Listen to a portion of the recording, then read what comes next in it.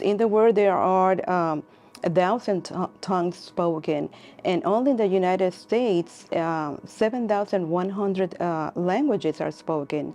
So there is a great probability we are going to receive patients and people that need services in another languages. At Northside Hospital Cherokee, we serve around 15 to 20 patients, each one of the in-house interpreters. Also, we provide services through video or phone interpretation. We have 8 people in our department. We have 4 here in the hospital, and we have 4 outpatient interpreters. A typical day for an interpreter starts at the office where we look for the census. That's a list of the patients we have for that day. We reach out to each nurse and let them know that we are in the office and we're ready to serve them and serve our patients as well. Having an interpreter at any institution, especially a hospital, is very important, and it also reflects the quality of care from the interpreter, from the personnel services that we are going to provide. I was on my way to lunch and I noticed that there was a very pregnant lady who looked very lost. So I approached her. It turned out that she only spoke Spanish and she was having contractions and didn't know where to go. So I went ahead and took her to labor and delivery. Turns out that her baby did have some abnormalities, and I was able to clarify that with her. I was with her during the whole delivery and after the delivery to answer any questions or any concerns she had.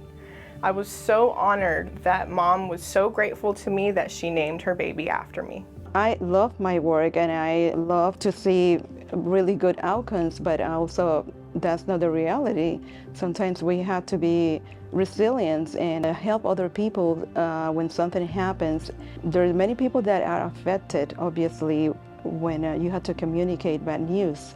And having an interpreter to help, it's a really great difference. I definitely see people at their lowest lows. I cry with some of our patients when they're told devastating diagnoses, and I'm there to be happy and to cheer on moms who are bringing new life into this world. Recently, I went to pick up an order, and the person told me, "Thank you so much for your services." I didn't have my badge, and so I asked what was he referring to, and he said, about 10 years ago, I accompanied my mother to the hospital and several times, and you were so helpful and you helped her in so many ways that I remember you. And I was surprised because, as he said, he was a child, about 10 years old. And I was grateful too, but I also learned that it's not only the person that you help, there are other people observing, even children or other patients waiting. So we can make a difference in the life of people that really come to the hospital. If they come to the hospital, it's because they need services. And that's the right place to have trained interpreters.